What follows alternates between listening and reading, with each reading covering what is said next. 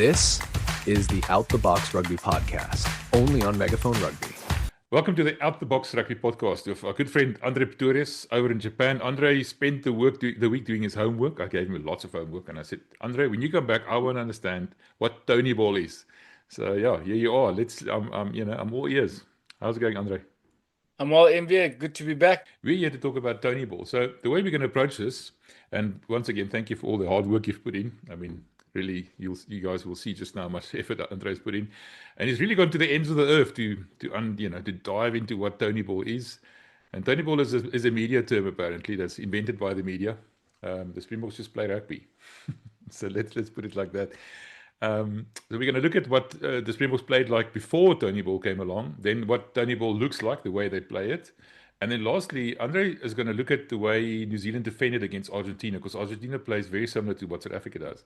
And then we're going to try and marry the two, the Tonyball, the way the Springboks play, to how New Zealand defends. And we're also going to be looking at the conditions a little bit. Will they adapt, or will they adjust, or what do we expect? So Andre, without any further ado, let's dive into Tonyball.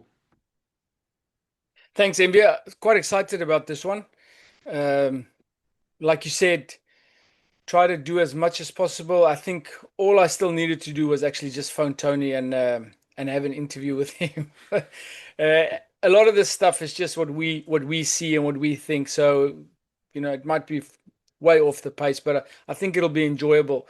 The first thing I think we need to look at is just the philosophy behind Tonyball. And that's Tony Brown's philosophy. And one of the first things he said in press conferences with us is that you can't attack with just backs. You need the forwards to be able to catch and pass and to be able to give you momentum. So Tonyball is kind of a philosophy where he wants 15 weapons. That's the goal. He wants 15 reasons for the opposition to panic in defense. He wants forwards that can smash and that can catch and pass. Wings that can finish and they can create. And obviously our locks linking like midfielders in the edge. So Tony was brought in, not to take the bulldozer away, but more to give the bulldozer a Ferrari engine. So we've taken away that predictability, because let's be fair, we were so effective, we were so powerful, we're brutal, but at times we did play predictable rugby, even though opposition couldn't stop it. It was kind of like the Bulls from the early 2000s. You could actually have their game book, but you didn't know how to stop it. It was just too relentless and too powerful. So I think it's that bulldozer getting a Ferrari engine is what we're going to look at now. Oh. Now you're getting me all excited. And I just wanted to check, people, if you see somebody in a raincoat and dark glasses and a hat pulled low over his eyes, it's probably you lurking around. Really, people didn't know how deep you actually went. So yeah, let's get going. Right, MV, just for the sake of labeling, we'll call this first part Bokball. And what we're going to see is, especially in the first part, they used Willie Leroux, and when he was playing, obviously he was slotting in at 10, and we might see this on the weekend again, but the shape is different. They've got a 1-2-3 shape next to him, and Willie at 10 calling the shots and playing from there.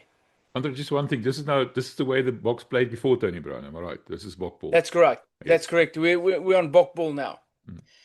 Also, just to show that a lot of the times we didn't have a backdoor option. So nobody could pull the trigger if we get space on the outside. But Willie, a bit of crossfield, getting the attention of an outside defender, hitting that outside attacker, on the way around again. Next phase.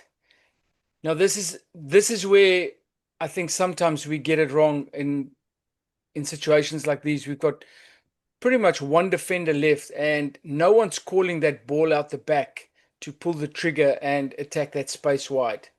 Willie plays the pot again on the way there, and we score from this through an unbelievable, like Willie threads the needle. He's done this a couple of times, puts this ball into Colby's hands, and Up there he goes. Mm. So that's quite that's the way that they used Villy within the Bok ball situations before Tony. The next one, pretty similar. Again, off 10, soft edge on the outside, hitting that outside option. But you'll see the outside, guys, not alive. Still that soft edge. We'd rather run into double shoulders there. Soft edge again. So what is that again? So if we go back there, you'll see that the edge of the defense is kind of hanging back. That's what you call a soft edge. If they were in the line there, that's what you call a high edge. Okay. That's the difficult one. That's the Springbok way of defending, is closing up that outside. Now the New Zealand, they do that, but in this situation they've given us the soft edge, which we don't take advantage of because the guys on the outside aren't live options. Also the wide option there for the cross kick not taken. Again from 10. So a lot of the times we're playing off 10, hitting that outside option. Now what I like what Damian Willemse does here is, as the captain of play behind that pod, when there's a line break within your pod in front of you, you got to link up with him. And we'll see a clip later where Marnie's got this opportunity of Elrich, I think, and he just stays behind. But this is a great opportunity for that captain of play to link and be part of that play. So we trap a lot of the New Zealanders on this side. On the way back, space on the outside.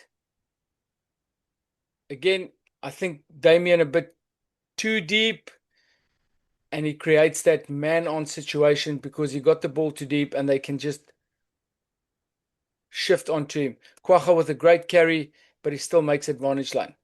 But a lot of play off 10 and a lot of focus on that pod hitting the outside option. This clip, when I was looking through most of these clips, when we get into this position, we normally kick the ball. But once we saw advantage, that's when we would have a go. Inside our own 40, normally we'd kick this ball, make them play out of their half. But in this situation, once we get advantage, and again, this is before Tony ball, that's when we'll have a go.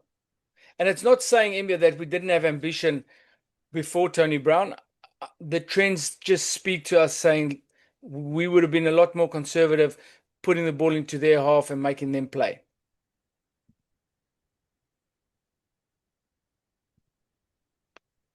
Of the set pieces, this is quite significant. One pass rugby. One pass. Have a look at the tip option there. Not taken. Run into a double shoulder. Slower ball.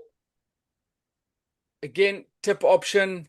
Not taken. Ball's tucked immediately, so there's no opportunity for a tip pass. And you'll see in the later playlist how we actually play this ball and the effect it has on the defense.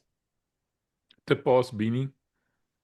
So we want Mr. Incredible there. Keep the ball in two hands and tip it on. You kind of just tip it on to Pieter-Steph into this space. What you're looking for in these situations, you want to avoid this. You want to avoid those double shoulders. It's much better for Pieter-Steph to run onto this player's right shoulder than Kochi running into double shoulders there. The ball's just a lot quicker, and also the security is a lot easier. Okay. A double shoulder, no tip there. Good work by Pieter-Steph. Again, double shoulder immediately. Great clean by Dweba, and Grant Williams actually makes a line break here. But again, one pass rugby, no tip options. It does make the defense a bit easier if you know that this is the guy that's gonna carry, and you can commit to that double shoulder earlier. This is the 11 player I was talking about. one pass again. Now, obviously that's a tuck. He's going to carry that. But if you look at, if we just take this ahead very slowly, look at that little pass into Koch's hands, closing up or opening up that space between the two defenders there. Now, that's part of Tony Ball. It's getting that extra set of hands, making that pass and taking that opportunity. But we don't.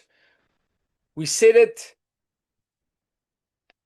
and we're pretty much on the inside of the first pole. That's the shadow of the inside of the first pole, which means that they're coming back, but there's still a lot of space on the outside on the other side. We come back, no real decoys running onto that. And Lebo gets caught behind. And also, the reason I'm showing this 11 play, because I want to contrast it with the 11 play that you're going to see later on that we're currently doing. Now, being Tony Ball or not Tony Ball, they're doing it a lot better at this point. From scrums, Bok Rugby DNA, really direct. We commit 2 backs to this breakdown, which means that this ball's not going to go wide anytime soon. Kwacha in there as well. Body and front tackle. I like what Faf is doing here. McDermott did it to us in the Australian test as well. See how he shapes to the one side? And you can see the defenders actually get themselves into that blind position because Faf looks like he's playing that way. And then he turns the other way and they get into a better situation, less defenders on that. Okay. This is the trigger I'm talking about. Now, in Tony Ball, your active pivot, your captain of play at the back is active most of the time. On this one, it makes it difficult for the carriers if there's no motion behind the pod. It just isolates that runner and they know there's nothing out the back. We can just focus on the runner. Not a bad carry, to be fair. Again, nothing out the back. Early double shoulder decision. Slow ball. Set defense. At this stage, Marnie and Damien decides to change direction. They've read it well. Tackle made. And again, chaos ensues. Ball pops out. And then we go to that cross kick speculator, which I still think Cheslin probably scored there, but the ref had other ideas. Okay, so that's the way we used to play. You said specifically the one thing, you said the one pass. That's one of the biggest things that you noticed when you analyze Tony Ball. We'll talk about that a bit later. So yeah, so it is actually a new quiver, a new arrow in our quiver. There's a reasoning behind it. You think Rassi identified something that we could do better, and then brought Tony in to do that. I think so, and I think having an extra set of hands every time to defend is more difficult for defenders to read. The other thing is, I think our shape that's changed has given us a lot more options, and it's varied the distance from the rucks that we play. So we can have small bends of the line, so we can bend the line very, very short, or we can bend the line wide away from the ruck, cut off 4 or 5 defenders and play the trigger from there. That is what the new shape, the options that it gives us. Okay, I'm going to sound extremely stupid right now, but just explain to me just briefly again what shape means. So you get different shapes. You get 1-3-3-1, you get 1-3-2-2, you get 2-4-2, which is one of my personal favorites, but it's a very difficult. It's an easy shape to coach, but it's a difficult shape to play. You need a lot of fitness. Pat Lamb won I still can't remember the competition. I think it's top 14 or pro 14 in that with Connaught. It's actually a great video to go and watch if you want to see good attacking rugby and guys playing out of their own territory with this shape. And what we've done now is we've changed our shape to a four-man pod starting with, and then depending on what happens, if we play the pod, the fourth guy will just drop off and become part of the next phase and the next pod. So that shape we've changed. We've gone from a 1-3-3-1 to a four-man first pod. Okay. That's interesting. Okay. I think the French have got the record. They've had a five-man first pod last year. Oh, okay, we must analyze that as well. All right, now fine. Now it's time for Tony Ball. Can't wait. Right. Again, key features. You got extra set of hands. You've got a wide play focus. You've got more options at the line. You've got guys making passes at the line, and then obviously the shape change. So I think, Mbia, just after your question, let's have a look at the shape change and what that actually looks like. Argentina runs a similar shape, as you'll see later. So there's your four-man pod. And what they tend to do is they tend to play the third guy in that pod most of the time.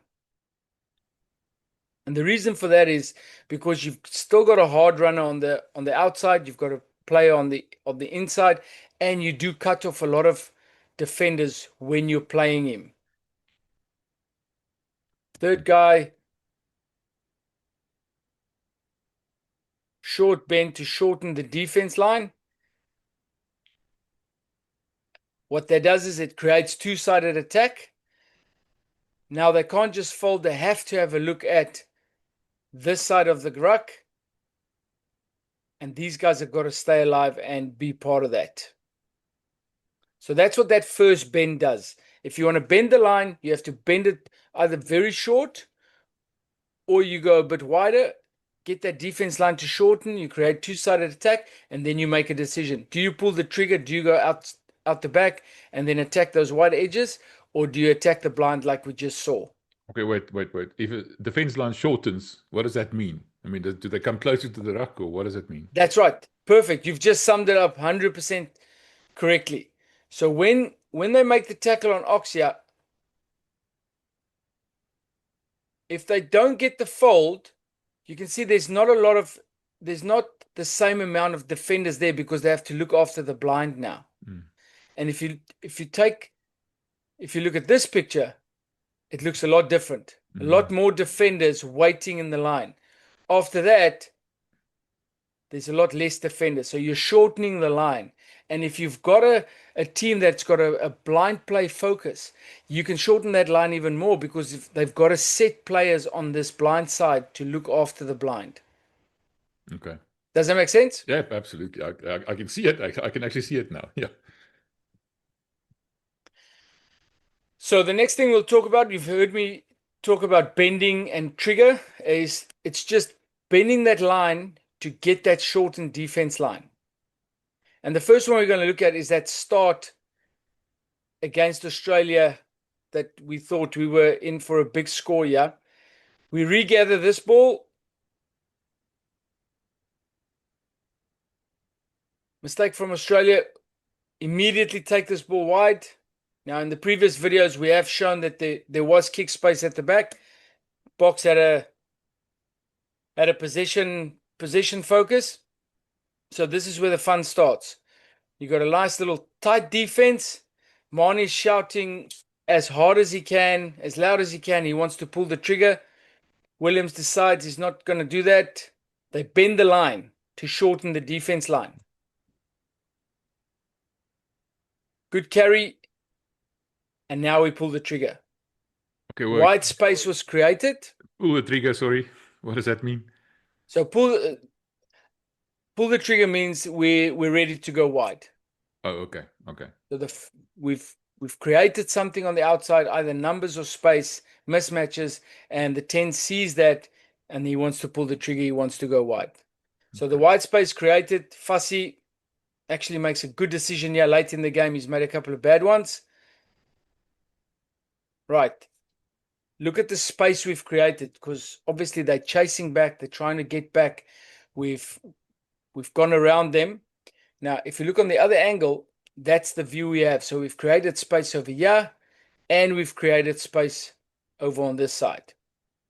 Now it's an important part of the puzzle. Where do we bend the line?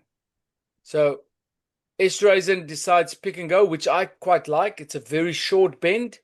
So he bends the line, short bend, keeps working. Have a look at how that line now has come, how short that defense line has become. Space on the outside. Yeah. Exactly. And now we've got our shape of 4, 1, 2, 3, 4. Van Staden's got his hand up. He's the kingpin here. He gets played. Yeah, again, But like this you is said. where this is where I think we get it wrong, India. There's so many times, and you're going to see this picture against New Zealand, depending on the weather.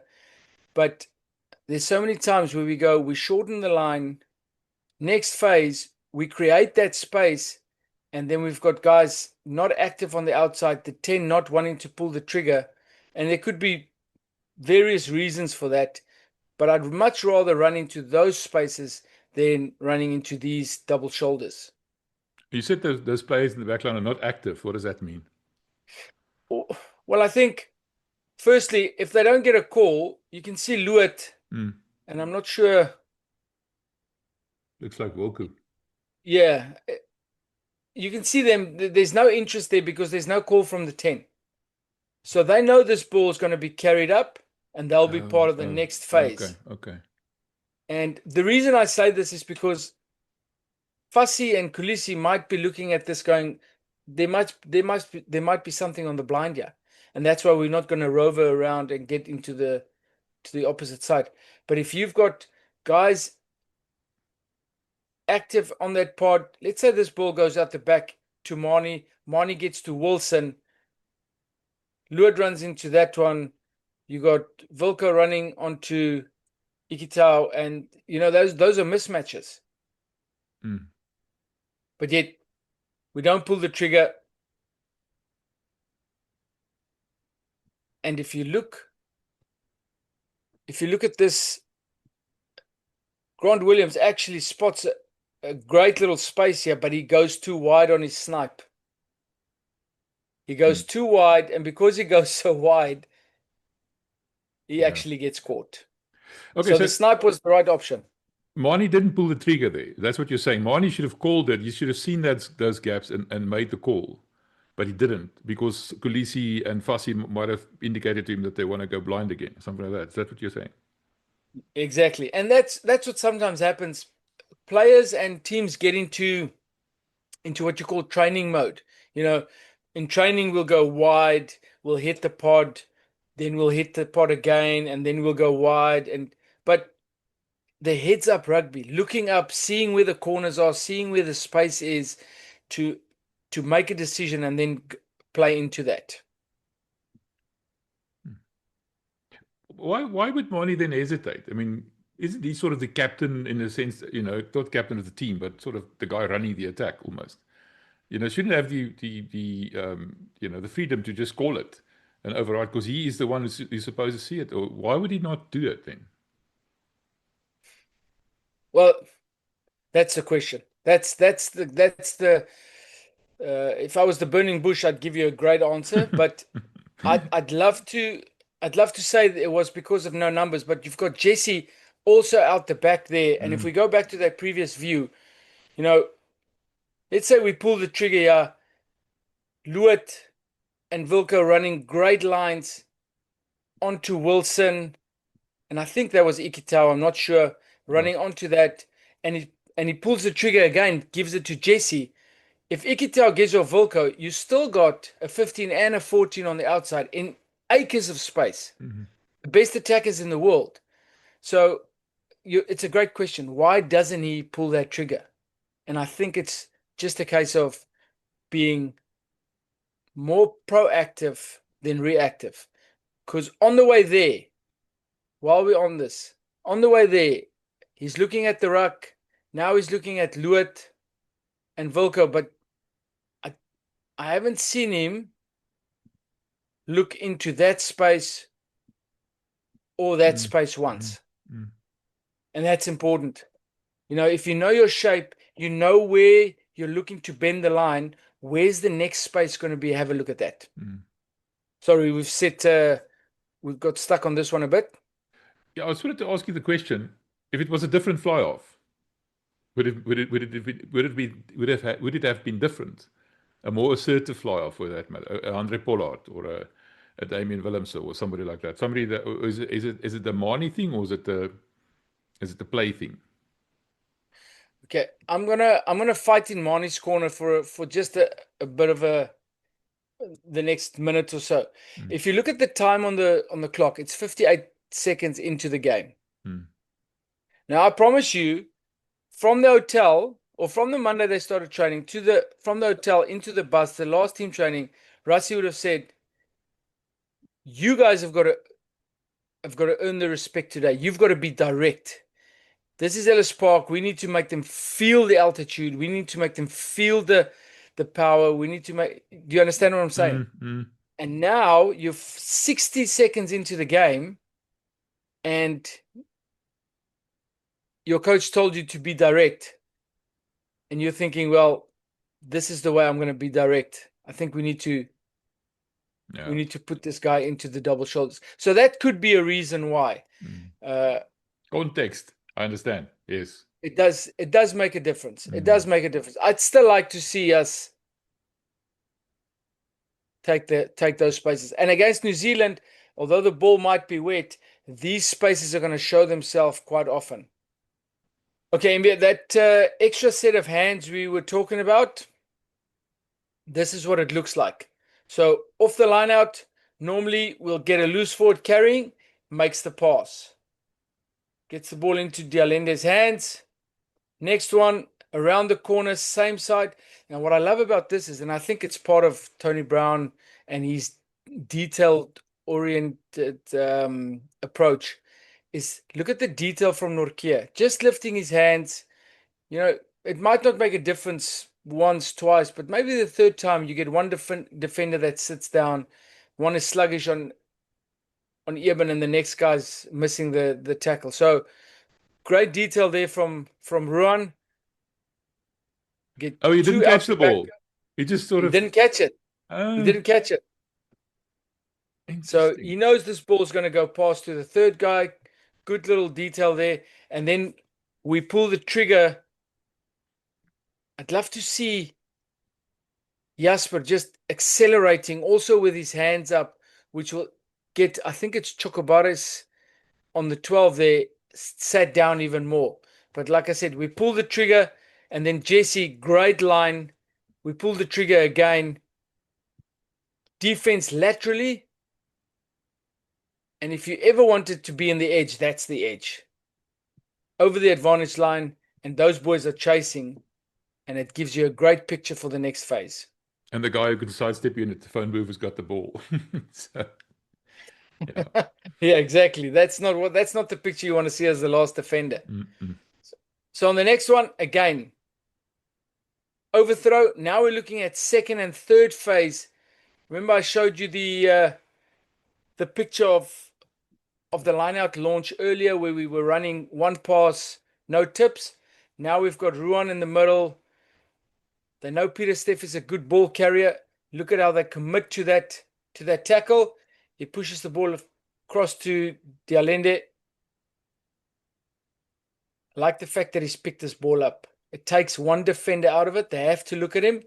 And then you get another great ball carrier making the tip pass. And you can just see what that does to the defense. Instead of Eben getting tackled there, you get Jesse getting in behind. No jackal threat. We've actually got a 9 cleaning that. On the next one, and this actually, talking about the extra set of hands, this gave André Pretorius a great little line break off Luet, just running a line on the inside, and the little rhino went, and they were really battling to make a tackle on that. So big difference in setting up your defense if your big ball carriers, if you don't know if they're going to carry or they might be making the tip pass to the next guy. Especially people or players that are in motion like we just saw. Right, the 11 play. Now, I know you're going to ask me, what is the 11 play? If we talk about an 11 play, it's one phase to the one side, and then you change direction immediately after that phase. If it's a 21 play, you normally go 2 phases and then come back. Oh, it's a 2 and a 1 and a 1 and a 1. Exactly. Okay. So thinking about the first one, again, and one more pass, like we said, extra set of hands.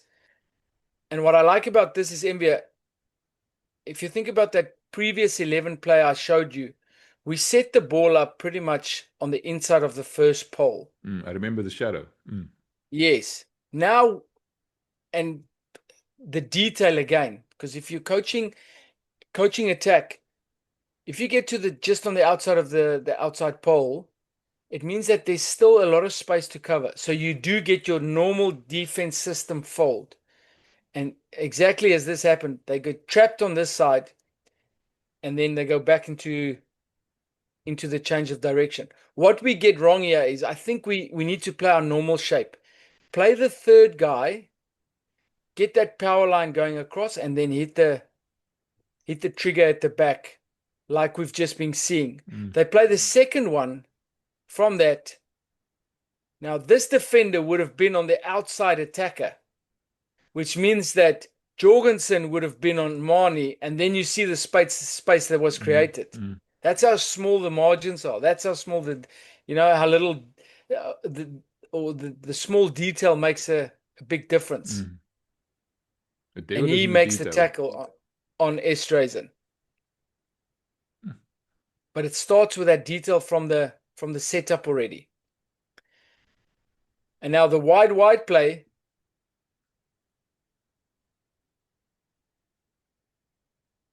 Now that's a massive pass. As you can see on this side, this is the halfway mark on the halfway line. This is the last defender.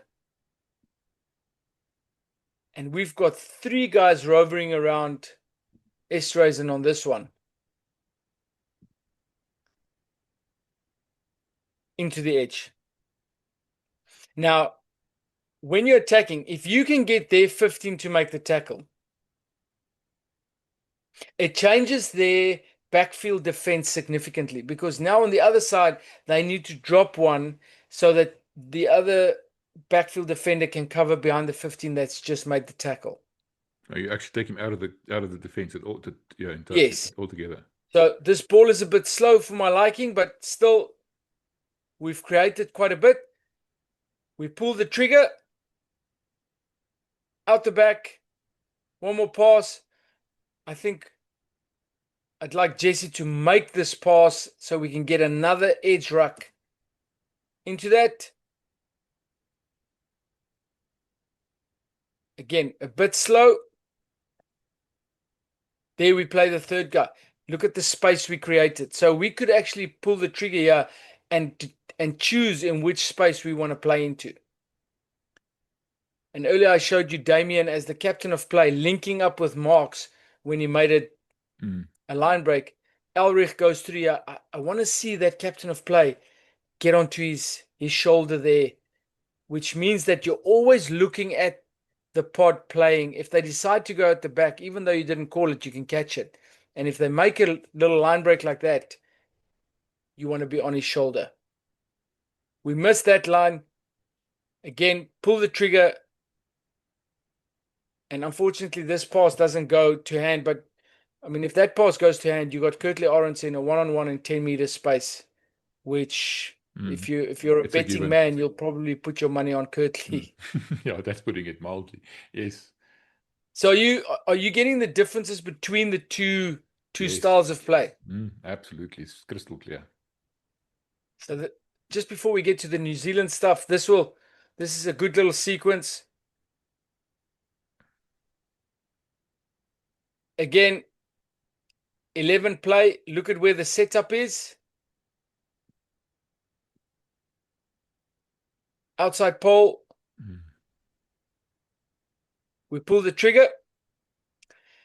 Now, I think Fussy at the moment, because his confidence is so low, he's missing these opportunities. He should let that ball go and get us into the edge again. The only advantage of what he just did here is the fact that he's left a bit of a blind. Again, we don't pull the trigger, space was created. And this time Mani doesn't have any excuses. We're 34 minutes into the game, so he should be calling that ball to get into that space that we just saw. I want to ask you another question. How much of this is planned in advance? Don't go wide or don't pull the trigger because you need to do at least, for argument's sake, 3 or 4 of these rucks, whatever, and then you can do it, because even though he can see the gap, he's not allowed to take the gap. Or do you think if you can see the gap, he's allowed to take it, or is it going to go out of the show? I would expect them not to have those types of restrictions on there. When you get into certain weather conditions, a lot of rain or the ball's wet, muddy, then you'd go, if we pull the trigger, we need to be closer to the line, pull the trigger inside their half only, etc., etc. But in this situation, I think guys running into double shoulders, again, you see that there, that ball can go out the back. Even if he defends Mani, this guy's got to have a look at Van Staden, but have a look at this. Because they hear no calls, there's absolutely no interest from the outside. Yeah, they're not active. I know that now. That's the tip. Exactly. Right. So now we've bent the line. Once you bend the line on that side, you create two-sided attack. And again, against New Zealand, they give you these spaces on the blind. They're a good same side defensive side. So they sometimes overfold. So we need to stay alive on these blinds. Great ground skill. Eben recognizes a small blind with mismatches. Plays into that. Again, New Zealand will give you that. And now we're on the way back. Hitting the third guy. Again, we missed the opportunity. He hits the plus, double shoulder. Look at the space that we can run into. Right? Isn't there supposed to be a captain behind him now that's supposed to run into that? That's right. Now we go wide. Nice and wide, getting to the edge. Jesse, be careful of your entry there. Now they've got to choose where the space is. Where are we going to bend the line? The first space, I think, is the short bend. They don't take that. They move it. And he decides to go wide. Again, fussy. Not a great decision. So much space. And he decides to go on his own. And overlap. I like this pick and go. I like this pick and go because it keeps them under pressure, keeps them on top. Ox plays on top of them, runs into a bit of space there. Not a big bend, but they have to commit numbers. Tight defense. Now we pull the trigger. And what I like about this is you can't really pick it up from this angle, but if we go from behind, you'll see Mani get the ball. Double pump. He sets them all down. He sets down 5 defenders and he pushes that ball across to Sia. And once that pass is made, look at the space. So that's great. Gets him into space. And he nearly gives Andre Esterhuizen his second test try. Unfortunately, we lose that one. So that's a nice little sequence showing a lot of what New Zealand will probably give us in the coming week. Something you told me right at the beginning is when you do those long passes where you skip players, where the ball is in the air, the opposition has time to catch up. Remember you told me that. So what's the difference between this pass that was passed to Sia now, that Mani passed to Sia, and that kind of pass that you were talking about? I think the biggest difference there is Mani did some work in the midfield there. So he sat down 5 defenders and Sia was in open space when he gave him the ball. Because those 5 defenders didn't want to go past each other. They wanted to stay connected. But what they did is they isolated their wing defender by not switching around and going to cover there.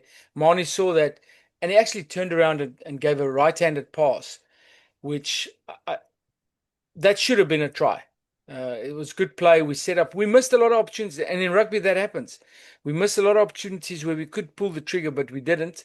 Yet we still got very, very close to scoring.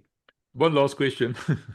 You said he sat the defenders down, and I looked for all I was worth, and nobody sat down. What does that mean? All right, MB, I think to explain it, we'll go back to the clip, and Mani pulls the trigger here. So these are the defenders I'm talking about. Those defenders. And what's happening is they're waiting to see where he's going. They want him to pass to Jesse because they can just push through. He goes up, steps off his left. There's two guys. That's a sit.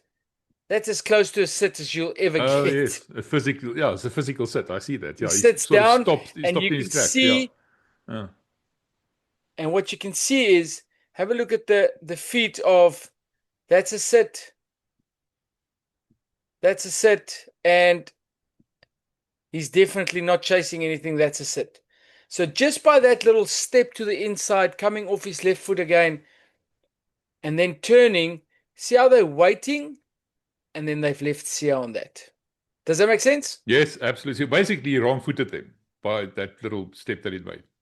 So that's right. Means off balance. They're not going the direction they should be going. That's what it means. Okay, thank you. I'm educated today. I'm telling you, I'm being educated. No problem. Awesome. So next up, we're going to be looking at the way New Zealand defended against Argentina.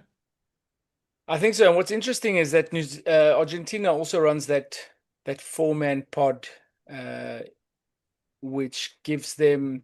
They also missed a lot of opportunities against New Zealand. New Zealand has they have a good defense system. They back themselves on connectivity, but like any defense system, there will be frailties and there will be ways to break it down. And let's have a look at how we can do that on the weekend.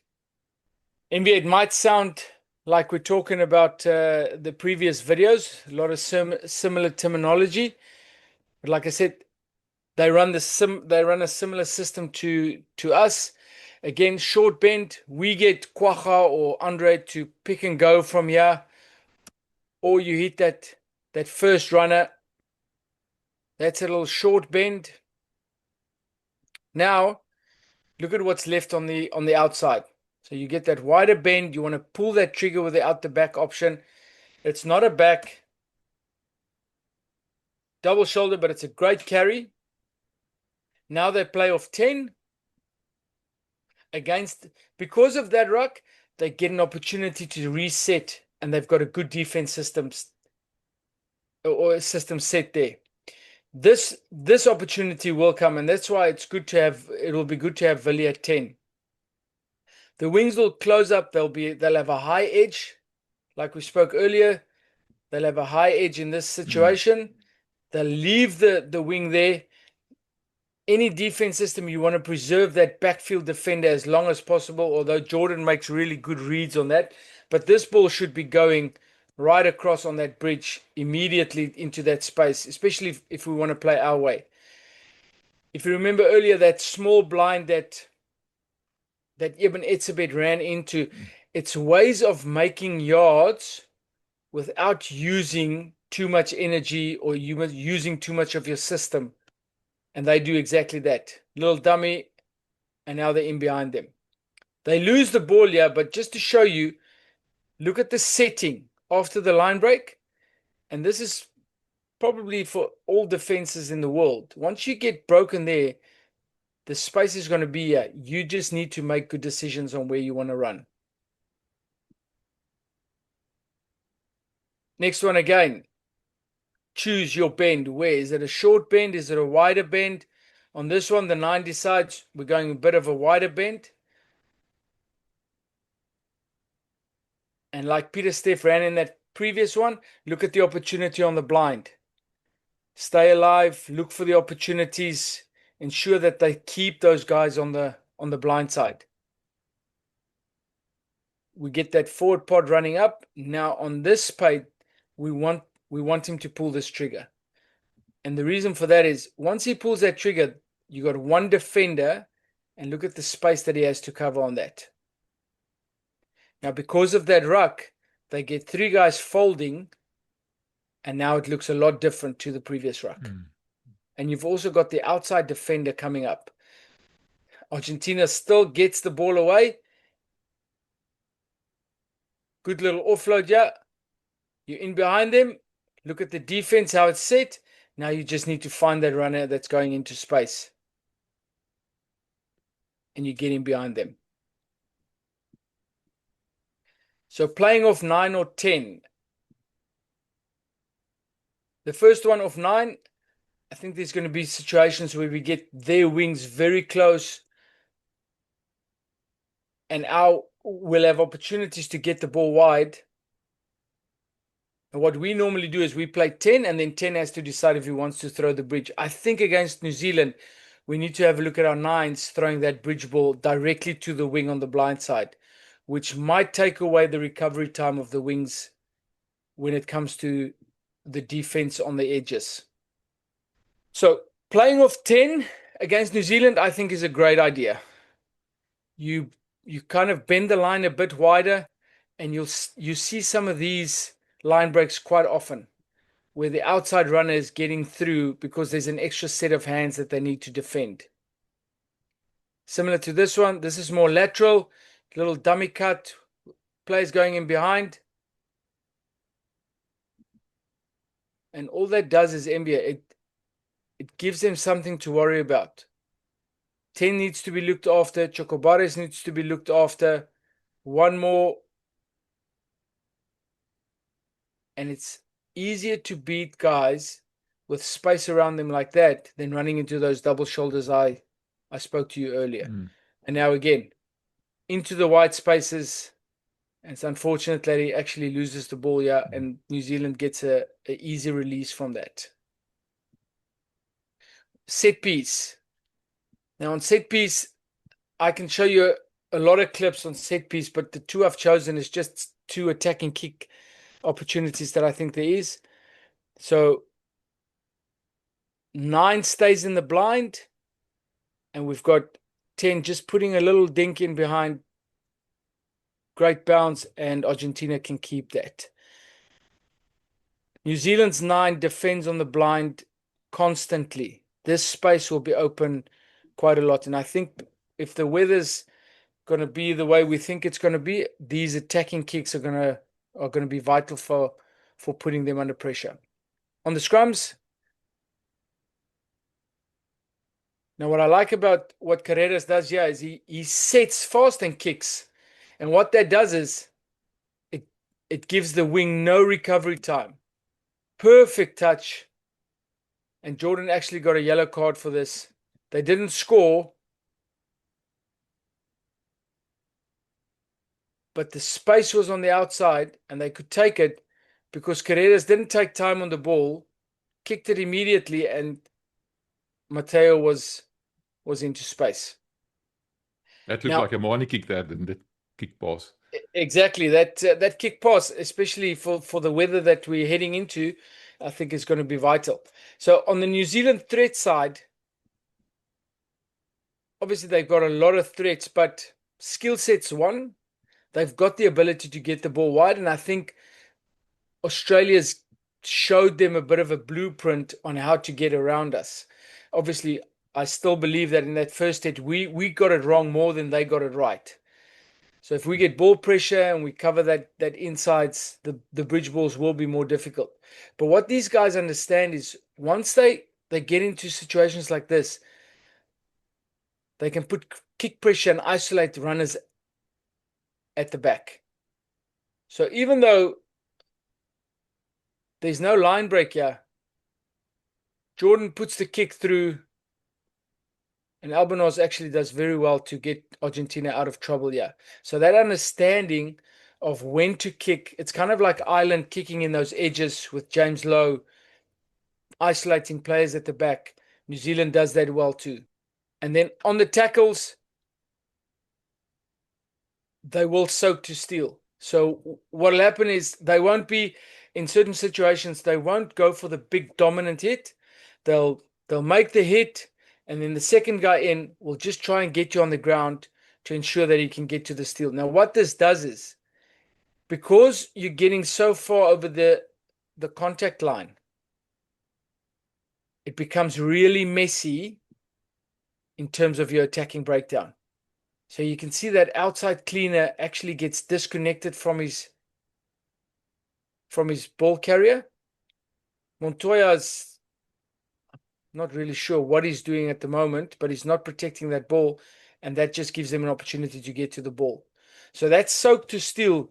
Karifi does it, Sevilla does it. I've seen clips of them practicing how they pull people down and getting onto the ball, and that's something we need to be careful of. We need to be winning rucks in the air against these guys. We need to be connected as much as possible. If we're not going to be able to play the kind of rugby we want to play, then at least we've got no excuse to look after our ball. Something else I wanted to ask you, there's this perception that the flanks are playing on the edges, in the trams, as Harry calls it. And we saw that one pass, that brief pass, that long pass, skip pass almost, that Mani you showed, where Sia was right on the edges. Is that true? Is that part of Tony Ball, where the flankers are not necessarily in the middle of the field? It's part of shape, Mbia. So if you go let's take the easiest shape to explain, 1-3-3-1. You'll have, let's say you'll have 1, 2, and 3 as one pod. You'll have 4, 5, and 7 as the other pod, and then your 2 1s might be 6 and 8. So they will be on the edges, and they will operate on that side. So there's actually nothing new. No, it just depends on who you want there. And I remember our first test against Australia, how Sia was hurting the Australians on that edge and how he's running. He's a great edge runner. He's a fantastic edge runner. And then the fact that they are on the edges means that they can't get to the rucks when they should be, or they might be a bit delayed. That means it puts a bit of extra loading on, for argument's sake, the tight 5, or maybe the centers having to come into the rucks to try and get a ball, or defend them all, or a ruck. I mean, I know what you're alluding to. The thing is, you've got a job to do, and if you're on the edge, you need to look after your ball when you're on the edge. You can't expect a 6 flank to be cleaning a ruck on the first pod when Eben's carrying, when you're waiting for the ball to go. So if you're playing a shape, you get into shape, and then you master that shape in that chunk that you're at. And I know the old school thinking was that your 6 and 8 is your retain and regain players, and they need to play to the ball.